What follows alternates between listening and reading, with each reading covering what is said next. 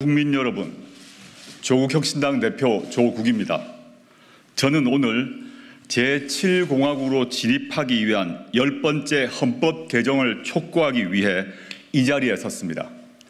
국민 여러분과 의원님들께 우리의 미래를 향한 담대한 여정을 제안합니다. 헌법은 나라가 돌아가는 근본 원칙입니다. 국민의 삶은 이 안에서 이루어집니다. 현 세대와 미래 세대의 가치와 지향을 담고 있습니다. 그래서 대단히 중요한 규범입니다. 현행 제6공화국 헌법은 국민들께서 길고 긴 투쟁 끝에 1987년 피 맺힌 60항쟁을 통해 일궈낸 것입니다. 영화 변호인, 남영동, 1987 등을 상기해 보십시오. 그런 투쟁과 희생으로 만들어진 현행 헌법의 요체는 두 가지입니다. 독재 종식과 대통령 직선, 그리고 자유권 보장입니다. 37년 한 세대가 훌쩍 지났습니다. 다른 선진국가에서 200년에 걸쳐 벌어질 일이 그새 우리나라에서 재현되었습니다. 중진국이던 대한민국은 선진국 문턱에 서 있습니다. 국제통화기금 외환위기, 두 차례의 남북 정상회담, 한 차례의 대통령 탄핵, 5차례의 평화적 정권 교체가 이루어졌습니다. 정부 부재에 의한 사회적 참사가 잇따랐습니다. 국민은 이제 국가란 무엇인가? 국가의 존재 이유를 묻습니다. 권력이 군림하는 게 아니라 봉사해야 한다는 당연한 요구를 하고 있습니다. 겨우 연명할 정도가 아니라 사람답게 잘 살 수 있도록 국가가 보장해야 한다고 말씀하십니다. 이는 국가가 베푸는 시혜가 아니라 국민의 기본적 권리이어야 합니다. 이에 저는 22대 국회에 개헌특별위원회를 설치하자고 제안합니다. 개헌특위에서는 제7공화국 헌법을 논의하게 될 것입니다. 조국혁신당은 개헌안에 담고 싶은 것도 많고 준비도 충분히 했습니다. 그러나 조국혁신당은 오늘 제7공화국 개헌에 반드시 담아야 할 최소한의 개정사항 7가지를 다음과 같이 제시합니다. 첫째, 부마민주항쟁, 5.18 민주화운동, 60 민주항쟁을 헌법 전문에 수록합니다. 현행 헌법 전문은 3.1운동으로 건립된 대한민국 임시정부의 법통과 불의에 항거한 4.19 민주이념을 계승한다고 되어 있습니다.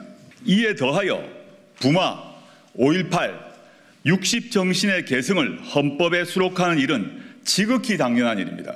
이들 운동과 항쟁은 정치적으로는 물론 법률적으로도 복권되어 국민의 마음에 뿌리 내린 바 있습니다.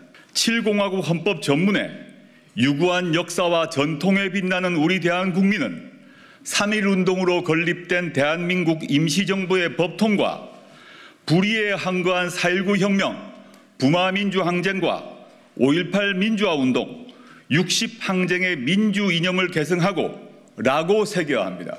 두 번째, 수도는 법률로 정한다는 조항을 신설합니다. 현행 헌법에는 수도 규정이 없습니다. 그러자 서울이 대한민국 수도인 것은 관습헌법이라고 헌법재판소가 결정했습니다. 이 때문에 지방 분권과 자치 발전을 위해 수도를 이전하려는 노력이 좌절됐습니다. 현재 지방 공동화를 넘어 지방 소멸 위기론이 나오는 지경입니다. 헌법에 새 규정을 넣어 법률로 이를 정하면 수도를 온전히 이전할 수 있게 됩니다. 세 번째, 대통령 5년 단임제를 4년 중임제로 바꿉니다. 1987년 헌법이 대통령 단임제를 채택한 이유는 딱 하나입니다. 독재 정권의 장기 집권을 막기 위해서였습니다. 대한민국은 이제 평화적 정권 교체가 자연스러운 나라가 됐습니다. 국민 역량을 믿고 대통령 중임제를 채택할 시점이 됐습니다. 책임 정치를 구현하고 국정의 연속성과 일관성을 강화하기 위해 중임제로 바꿔야 합니다. 그리하여 현행 대통령의 임기는 5년으로 하며 중임할 수 없다를 대통령의 임기는 4년으로 하되 연이어 선출되는 경우만 한 번 중임할 수 있다로 바꿔야 합니다. 개헌을 위한 국민투표를 2026년 6월 3일로 예정된 지방선거 전에 할지 지방선거와 함께 실시할지는 개헌특위에서 논의하면 됩니다. 혁신당은 가능한 다음 지방선거 전에 국민투표를 실시하고 대통령 선거를 지방선거 때 함께 실시할 것을 요구합니다. 대선과 지방선거 시기를 맞춰 전국 단위 선거 횟수를 줄이면 그만큼 국력 낭비를 막을 수 있을 것입니다. 이를 위해 부칙 조항을 두어 현직 대통령 재임 기간을 조정할 수 있을 것입니다. 네 번째, 검사의 영장 신청권을 삭제합니다. 현행 헌법에 영장은 검사의 신청에 따라 법관이 발부하게 되어 있습니다. 검찰청은 법무부 외청에 불과하지만 준사법기관을 참칭하며 사실상 무소불위의 기소 권력을 누립니다. 통제도 거의 받지 않습니다. 해외에서도 일부 독재 국가를 빼고 이처럼 강한 권능을 가진 검찰은 없습니다. 이로 인한 폐해는 자의적 수사와 기소권 남용을 넘어 검찰 독재 정권의 탄생으로 이어졌습니다. 이에 영장 신청권을 헌법에서 삭제하고 신청 주체를 법률로 정하도록 합니다.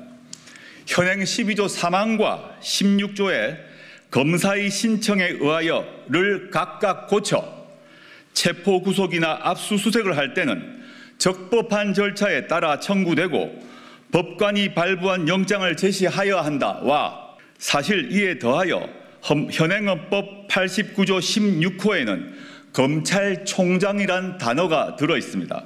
추후 검찰청을 기소청으로 바꾸게 되면 바꿀 계획을 저희는 가지고 있는데 헌법이 바뀌지 않으면 검찰총장이란 단어를 유지해야 됩니다.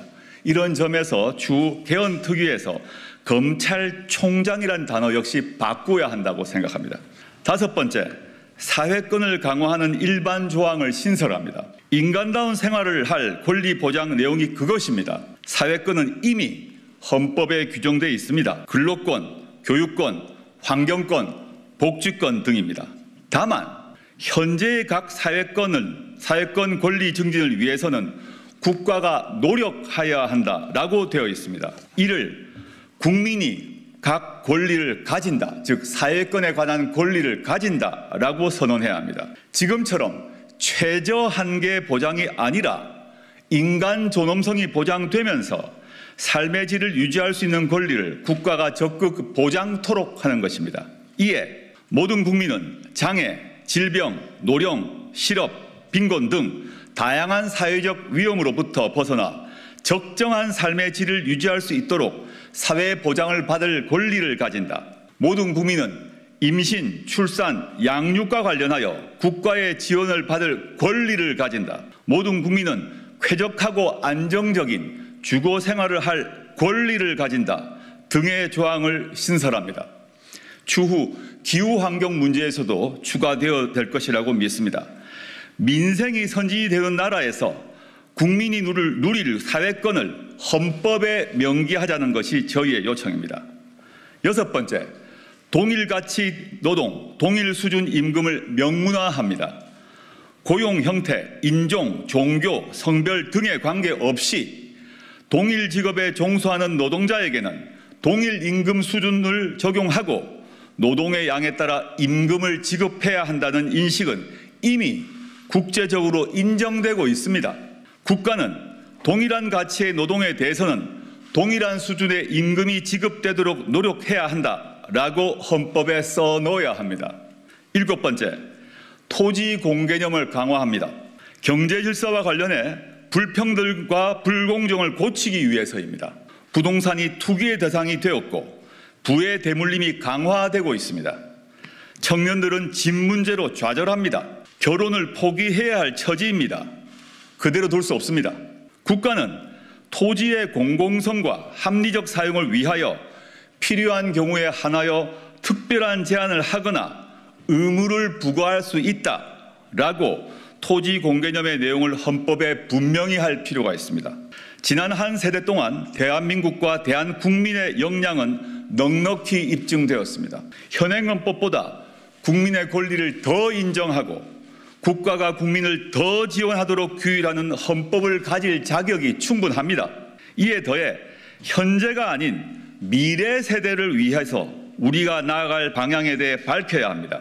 그러기 위해서 우리의 정치적 상상력을 최대치까지 뻗어보자고 요청합니다.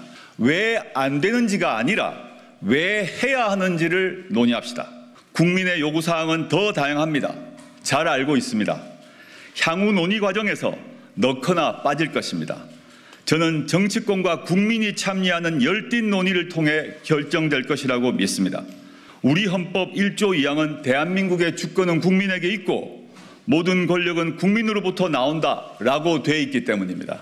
22대 국회가 열리면 국회와 국민 모두 개헌을 논의합시다.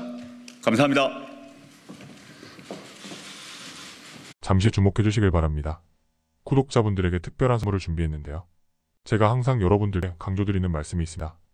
이슈와 뉴스만 꾸준히 챙겨보셔도 충분히 돈을 벌 수 있다고 말씀드리는데요. 여기 보이시는 채널의 영상을 보시면 어떤 생각이 드시나요? 그냥 눈에 보이시는 뉴스와 영상만 보시고 아무 생각 없으신가요? 그렇다면 저는 잘못된 거라고 말씀드리고 싶습니다. 그 이유가 무엇이냐면 자 8월 초에 뭐라고 말씀드리나요? 지금은 바이오에 관심을 가져야 한다고 뉴스만 보고 넘기지 마시고 투자를 직접적으로 생각해봐야 한다고 말씀드렸는데요. 이런 썸네일들과 영상을 통해서 충분히 독자님들께도 전달이 되셨을 겁니다. 이런 바이오 이슈가 되었을 때 부자는 어떻게 생각할까요? 바이오 관련주는 무엇이 있는지 어떤 종목이 가장 좋을지 어디에 투자해야 돈이 몰릴 수 있는지 자연스럽게 생각한다고 말씀드렸습니다.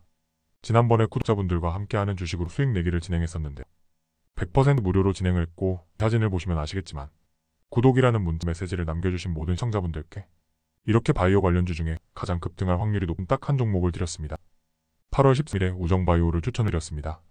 여기 나와 있는 사진을 보시면 정확히 얼마에 매수하고 어떤 종목을 사는지 어느 지점에 팔아야 하는지 이런 부분들까지 여러분들에게 정확히 알려드렸는데요. 실제로 많은 분들께서 수익을 보셨습니다.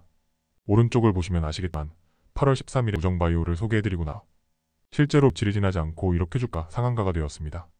당시에도 굉장히 많은 분들이 제가 드린 이 종목으로 수익을 내셨습니다.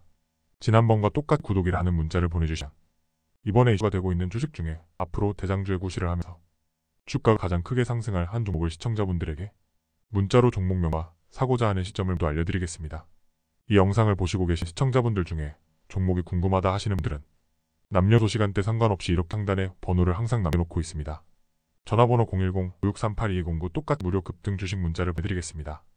돈을 받는 것도 아니고 투자를 대신해드리는 것도 아니고 부담없이 구독 문자 보내주시면 되십니다. 수익 나신다면 구독과 좋아요 한 번씩 부탁드립니다.